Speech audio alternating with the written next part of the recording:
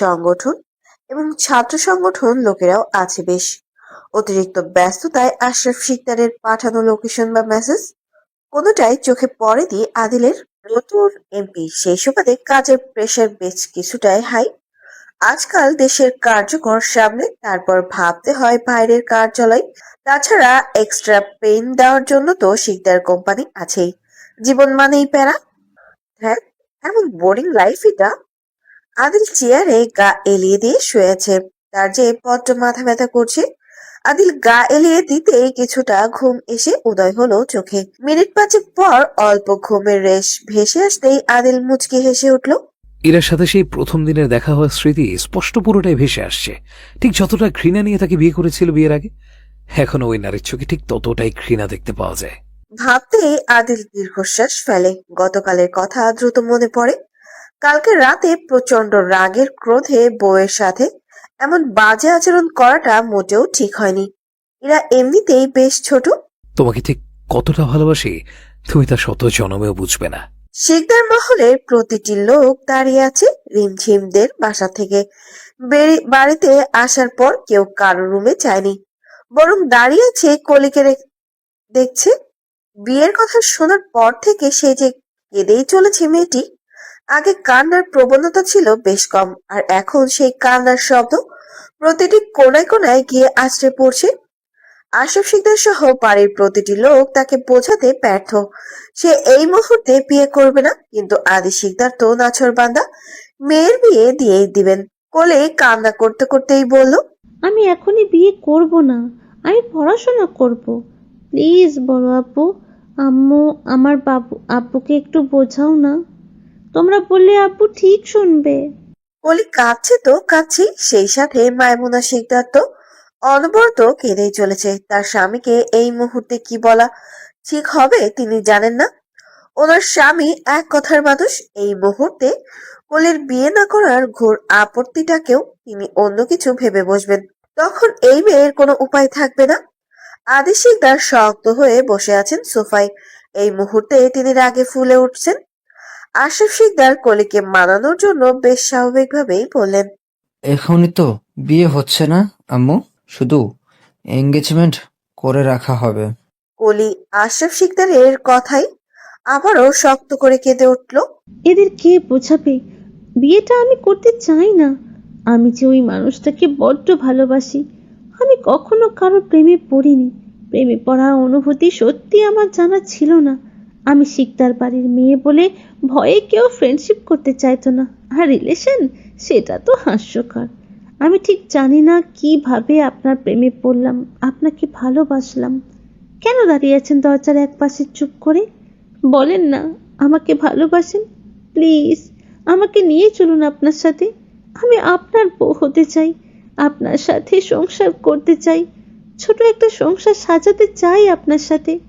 আমি আর কারো হতে চাই না, আমি শুধু আপনার হয়ে থাকতে চাই। কলি ঝরঝর করে কেঁদে উঠল এবং বলল, আমি বিয়ে করব না, প্লিজ বোঝার চেষ্টা করো। আদি শিকদার এতক্ষণ চুপ করে থাকলেও এখন যেন রাগে ফেটে পড়লেন। আদি শিকদার গম্ভীর গলায় বললেন, আমি চেয়েছিলাম আগে এঙ্গেজমেন্টটা করে রাখবো এবং আদিপ এর বিয়ে সম্পূর্ণ হওয়ার পর, কিন্তু এখন আমি আমার ডিসিশন পাল্টে ফেলতে বাধ্য হলাম। কালকেই তোমাকে দেখতে আসবে এবং এসব কিছুই ঠিক থাকলে বিয়ের কাজটাও সম্পূর্ণ করা হবে। এটাই আমার ফাইনাল ডিসিশন। কলি সহ পুরুষ শিকদার বাড়ির সকলের বুঝতে বাকি রইল না আদি শিকদার রাগের তোপে এই কথাগুলো বলছেন। তবে এই কথাটা যেন শুধু রাগ পর্যন্তই করে, জেদে যেন পরিণত না হয়। কলি আর এক সেকেন্ডও দাঁড়ালো না, ঝরঝর করে কেঁদে উঠল। সেই সাথে পুরো শিকদার বাড়ি। রিফাতের চোখের কোণে হাজারো অশ্রুর ফোঁটা টলমল করছে। যে কোনো সময় তা বৃষ্টি বর্ষণ হয়ে নেমে পড়বে। কলি হাতের ডগা দিয়ে নাক মুছতে এক দৌড়ে নিজের রুমে চলে গেল। রিফাত ঠায় দাঁড়িয়ে আছে দরজার এক পাশে। কলির যাওয়ার পানে তাকিয়ে থাকেন পুরো শিকদার মহলে সবাই। কলি যে বড্ড ছোট, তার উপর সবার মতামত চাপিয়ে দেওয়া বড্ড বোকামি। আশরাফ শিকদার আদি শিকদারকে উদ্দেশ্য করেই বললেন, কিছুক্ষণ বাদে তুমি আমার রুমে আসো, আর হ্যাঁ, অবশ্যই একা আসবে। কথা শেষ করে আশরাফ শিকদার নিজের রুমে চলে গেলেন। এক এক করে সবাই, শুধু দাঁড়িয়ে আছে রিফাত শূন্য ড্রয়িং রুমে দরজার এক কার্নিশ ঘেঁষে। সে জানতো এমনটাই হওয়ার কথা ছিল। তাদের শেষ পরিণতি না পাওয়ার আকাঙ্ক্ষা নিয়ে পাড়ি দিতে হবে সারাটি জীবন। বয়ে বেড়াতে হবে এক অপূর্ণতার গল্প বা কাহিনী নিয়ে। পাড়ি দিতে হবে সারাটি জীবন। ঘড়ির কাঁটা 9টায় ঘোরে। বাইরের বেশ ঠান্ডা। এরা ব্যালকনিতে দাঁড়িয়ে আছে। বিকালে কলির বিষয়টা নিয়ে এখনো আপসেট। কলির কি নিজের কোনো পার্সোনাল প্রবলেম আছে, নাকি শুধু বিয়ে করতে চায় না? কলির সাথে এই বিষয় নিয়ে কথা বলা জরুরি। ইরা গায়ে চাদর জড়িয়ে বেরিয়ে গেল রুম থেকে। ইরা রুমের দরজা বেরোতেই দেখা হলো আদিলের সাথে। ইরা দেখেও বিষয়টা ইগনোর করার চেষ্টা করে আবারও পা বাড়ালো কলির রুমের দিকে। ইরা আরেক পা ফ্লোরে দেওয়ার আগেই আদিল শক্ত হাতে কোলে তুলে নিয়ে হাঁটা শুরু করলো রুমের দিকে। আদিল শিকদারকে ইগনোর করার সাহস কোথায় পায় এই মেয়ে? আদিল দাঁতের দাঁত খিঁচেই বলে উঠল, কালকে রাতে আপনার শিক্ষা হয়নি ম্যাডাম? আজকে আবার সে নাকি? এরা এতক্ষণ কোলে বসে ছটফট করলেও আদিলের বলা এই বেহায়া মার্কা কথা একদম পছন্দ হলো না ইরার। ছি, কি বাজে। আজকে যদি আবারও রাতে ইরা ভাবতেই আস্তাগফিরুল্লাহ পড়ে দিল। কালকে রাতে অতিরিক্ত ভালোবাসার ফলে শরীরে অল্প জ্বরের রেশ দেখা যাচ্ছে। আজকে আর না। ইরা চুপ করে বসে রইল আদিলের কোলে। ইরা এদিক সেদিক তাকাতেই চোখে পড়লো সেই অদ্ভুত ট্যাটুটা। ইরা অল্প হাত ছোঁয়ালো আদিলের ঘাড়ে আর গম্ভীর মুখেই বলল, আপনি কেন ঘাড়ে ব্যাড বয় লিখে ট্যাটু করেছেন? আমার একদম ভালো লাগে না। লোকে তো আপনাকে খারাপ ভাববে। ইরার এমন আদুরে গলার কথা শুনে আদিল ফিক করে হেসে ফেলল। সে তো এমনি খারাপ, তাকে আবার কে খারাপ বলবে? ভালো লাগলো স্বামীর জন্য অন্তত এইটুকু চিন্তা করে। আদিল মুচকি হেসে ইরাকে বলল, তুমি চাইলে একটা চুমু খেতে পারো, আমি কিছু মনে করব না। ইরা টপ করে চাইলো আদিলের দিকে। সে কখন বলল চুমু খেতে চাই? এই মানুষ কি কানে বেশি শুনে নাকি? পাগল হয়ে গেল। ইরা গম্ভীর মুখেই বলল, আমি কখন বললাম আমি আপনাকে চুমু খেতে চাই? এই যে এখনই তো বললা আমি চুমু খেতে চাই। তার আগে তো আমি জিজ্ঞেস করেছি আপনাকে। জিজ্ঞেস করতে হবে কেন? চুমু খেয়ে নিলেই তো হয়। আদিল কেমন পেঁচিয়ে নিল নিজের কথার মাঝে। আদিলের এমন মুচকি মুচকি হাসির কারণটা যে কি হবে তা কে জানে। ইরা কপাল কুঁচকেই বলল, চলেন আপনাকে পাবনা দিয়ে আসি। আই নো আপনি পাগল হয়ে গেছেন। পাবনা যাওয়ার কথা শুনে আদিলের কপালে শক্ত একটা ভাঁজ পড়ল। বেশ কিছু সময় নিয়ে চিন্তা ভাবনা করে খুব সিরিয়াস গলায় বলল, চলো হানিমুনে যাব। ইরার এবার যেন মাথা ঘুরছে। তাকে বলা হলো পাবনা যাওয়ার কথা, আর সে কিনা বলছে হানিমুনে যাওয়ার কথা। ইরা গাল ফুলিয়ে বলল, কোথায়? আদিল বেশ স্বাভাবিক ভাবে এই কথাগুলো বলল। কোথায় আবার পাবনা? এরা মাথায় হাত দিয়ে আদিলের বাহু ধরে অজ্ঞান হওয়ার নাটক করে শুয়ে পড়লো। তা দেখে আদিল ফিক করে হেসে ফেললো। আদিলকে এমন ভাবে হাসতে দেখে ইরার অদ্ভুত লাগলো আদিলকে। কি সুন্দর তার হাসি, চোখগুলো টানা টানা। এই লোক সবসময় মুখটাকে কেন গোমড়া করে রাখে? একটু হাসলে কি হয়? সে কি জানে না হাসলে তাকে ঠিক কতটা সুন্দর লাগে? এত মায়া কেন এই মুখে? এই মানুষটার সৌন্দর্যের কাছে সবকিছু তামাটে ফিকে লাগে। তার সৌন্দর্যের কাছে আমি নামক মেয়েটাও বারবার হারিয়ে যেতে চাই। এরা শক্ত করে আদিলকে জড়িয়ে ধরলো। একদম তাকে ছাড়তে ইচ্ছে করছে না, অনেক ভালোবাসতে ইচ্ছে করছে। আচ্ছা, এই পাপী মানুষটাকে ভালোবাসার শাস্তি কি হবে? ভালোবাসার শাস্তি যদি মৃত্যু হয়, তবে আমি তা হাসি মুখে মঞ্জুর করে নিলাম। ইরাকে এক মনে কিছু একটা ভাবতে দেখে আদিল ইরাকে বিছানায় এক পাশে বসিয়ে দিয়ে বলল, টিকিট কাটবো নাকি? ইরা মুখ বাঁকিয়েই বলল, আপনি নিয়ে যাবেন হানিমুনে? হাস্যকর। আদিল পকেট হাতে নিজের ফোনটা বিছানার এক পাশে রাখতে রাখতেই বলল, কেন নিয়ে যেতে পারি না বুঝি? হুম, একটু ভেবে বলি। ভাবেন ম্যাডাম, সময় মাত্র 2 সেকেন্ড। ছাদে অপেক্ষা করছি তোমার জন্য, শেষবারের জন্য হলেও একবার দেখতে চাই তোমাকে। ছাদের এক পাশে কনকনে শীতের মধ্যে ঠাই হয়ে দাঁড়িয়ে আছে রিফাত। বাড়িতে যেতে একদম ইচ্ছে করছিল না তার, মাঝে আবার আশরাফ শিকদার বলে থেকে যাওয়ার জন্য, তাই থেকে গেল।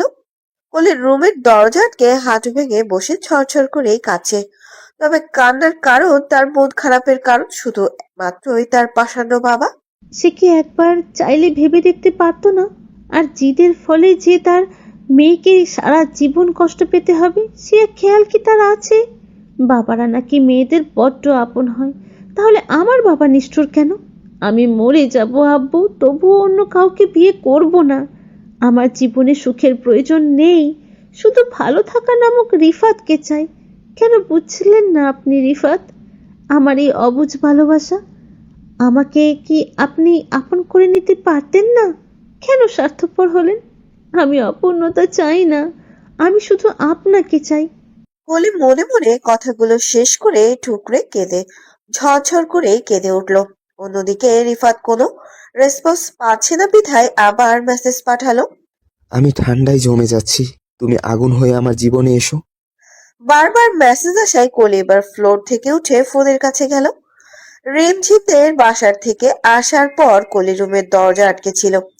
আর এর মাঝে প্রায় বাড়ির সবাই এসেছিল তাকে ডাকতে, কিন্তু কলি বড্ড অভিমান করে রুমের দরজা তো দূরে থাক, কারণ প্রশ্নের উত্তরও করেনি। ফোনটা হাতে দিতেই দেখে রিফাত মেসেজ পাঠিয়েছে। এই অসময়ে কেন? কলি পরবর্তী মেসেজটা দেখলো, সেই সাথে সময়টাও দেখে নিল। প্রায় 10টার কাটায় এত রাতে এই কনকনে শীতের মধ্যে নিশ্চয়ই কেউ জেগে থাকবে না, তাই না? তাই কলি তাড়াতাড়ি করে মোটা দেখে একটা জ্যাকেট পরে নিল, সেই সাথে হাতে তুলে নিল সুতির সফট তুলতুলে চাদর। তারপর আস্তে ধীরে রুমের দরজা আটকে খুব সাবধানে ছোট ছোট পা ফেলে বেরিয়ে গেল রুম থেকে। অন্যদিকে রিফাত এতক্ষণ ঠান্ডায় জমে গিয়ে কাঁপাকাঁপি করছে। কলি দ্রুত আদিলের রুম পেরিয়ে উঠে যায় ছাদে। এত রাতে তাদেরকে একসাথে দেখলে হাজারটা সমস্যা চলে আসবে, সেই সাথে বিপদ তো আছেই। বাইরে যেমন অন্ধকার, ঠিক তেমনি কনকনে ঠান্ডা। কলি ফোনের ফ্ল্যাশ অন করে এগিয়ে গেল সামনের দিকে, ছাদের এক পাশে রিফাতের দিকে। আচ্ছা, আপনি কি সত্যি আমাকে ভালোবাসেন? আদিল শাওয়ার শেষ করে হাঁটু ভেঙে বসে আছে ইরার সামনে। ইরা ছোট্ট ছোট্ট হাত দিয়ে ভেজা চুলগুলোকে মুছে দিচ্ছে। আজকে আদিল ইরার একটু ভালোবাসা পাওয়ার জন্য এত পাগলামো করছে কেন? ওনাকে দেখতেও বেশ ফুরফুরে লাগছে। আদিল টাওয়াল পেঁচিয়ে বসে আছে এই ঠান্ডার মধ্যে। শীত লাগে না এই মানুষের? এত রাতে শাওয়ার কেন নিতে হবে? ইরা হাত দ্বারা আদিলের মাথা মুছে দিতে দিতেই বলল, আজকে আপনার কি অনেক মন ভালো? না মানে আপনাকে তো আগে দেখিনি এমন ভাবে মিশে যেতে। ঠিক আছে তো সবকিছু? আদিল বেশ স্বাভাবিকভাবেই বলল। অনেকটাই ভালো। সেই উপলক্ষে তোমাকে হানিমুনে নিয়ে যাচ্ছি। ইরার কৌতূহল হলো, কি এমন জিনিস হতে পারে এমন কঠোর মানুষের মন ভালো করতে? ইরা একটু মিনমিন করেই বলল। আমি শুনতে চাই, প্লিজ বলুন আমায়। আদিল উঠে দাঁড়িয়ে ইরার কপাল বরাবর শক্ত করে একটা চুমু খেয়েই বলল। জানলে ঠিক যতটা কাছে আসছেন ঠিক ততটাই দূরে চলে যাবেন।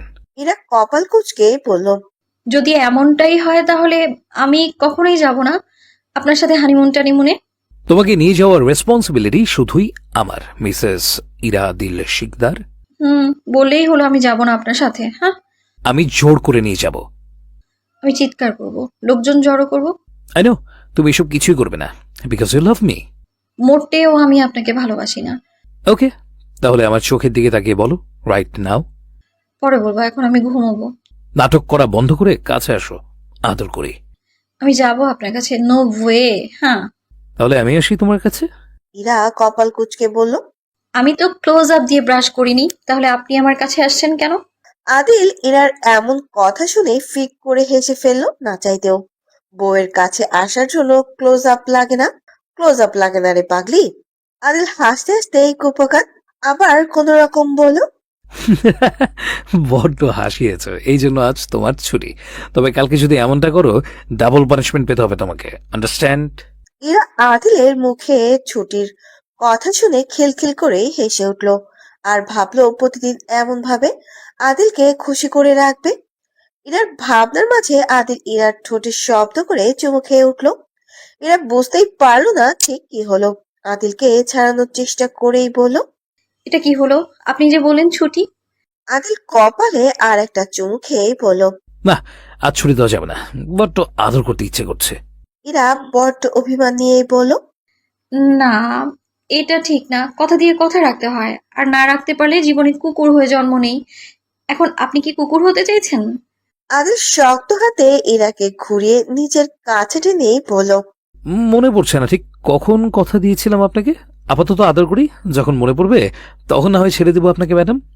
না, একদমই না, দূরে থাকেন, ঘুমাবো আমি। একদম না, এখন আমি 9-6 করব, তারপর যদি আমার মন ভরে তাহলে তুমি ঘুমাবে, আর যদি মন না ভরে তো সারা রাত চলতে থাকবে 9-6। আদিল কথা শেষ করে মুখ গুজে দিল ইরার ঠোঁটে। একের পর এক চুমু দিতে লাগলো। আদিলকে এমন বেসামাল টালমাটাল অবস্থা দেখে ইরা ফেরালো না আদিলকে। মুহূর্তেই দুজন একে অপরের সাথে সম্পূর্ণভাবে বিলীন হতে শুরু করলো। আপনি এত রাতে এখানে কেন? রিফাত এক পলক কলির দিকে তাকিয়ে চোখ ঘুরিয়ে নিল। কলি কি করে এত স্বাভাবিকভাবে কথা বলছে তার সাথে। রিফাত গলার স্বর শান্ত করেই বলল, আপনাকে খুব দেখতে ইচ্ছে করছিল। কাল থেকে তো আর দেখতে পাবো না, আপনি তো অন্য কারোর হয়ে যাবেন। কলি রিফাতের দিকে তাকিয়ে শান্তভাবে পুরো কথাটা শুনলো। সে যেভাবেই বলল, অন্য কারোর হয়ে যাওয়ার কথা? আচ্ছা, চাইলে কি খুব সহজেই অন্য কারোর হয়ে যায়? শরীরের মালিকানা অন্য কেউ পেয়ে গেলেও মনের মালিকানার মালিক তো আপনিই থাকবেন। কলি নিঃশব্দে হাসলো। কি ভয়ঙ্কর সেই হাসি! ভীষণ অদ্ভুত লাগলো রিফাতের। সত্যি মেয়েরা হাজার কষ্ট লুকিয়ে হাসতে জানে, তবে কি সুন্দর প্রয়োজনে এই মিথ্যা হাসিটা তাকে দেখানোর। তার এই নিষ্ঠুরতম হাসি বুক চিরে চিরে প্রবাহিত হচ্ছে। ছোট্ট মনে এই মেয়ে কি করে বুঝতে পারছে না। দুজন বেশ কিছু সময় নীরবতা পালন করলো, একে অপরের দিকে কঠোর দৃষ্টিতে নিক্ষেপ করে। কি সেই চাহনি হৃদয় ভেঙে চুরমার করে দেওয়ার ক্ষমতা রাখে। কলি কিছু সময় পর বলল, আপনি অবশ্যই থাকবেন আমার বিয়েতে, অন্তত ততক্ষণ থাকবেন যতক্ষণ পর্যন্ত আমি কবুল বলে অন্য কারোর হয়ে যাচ্ছি।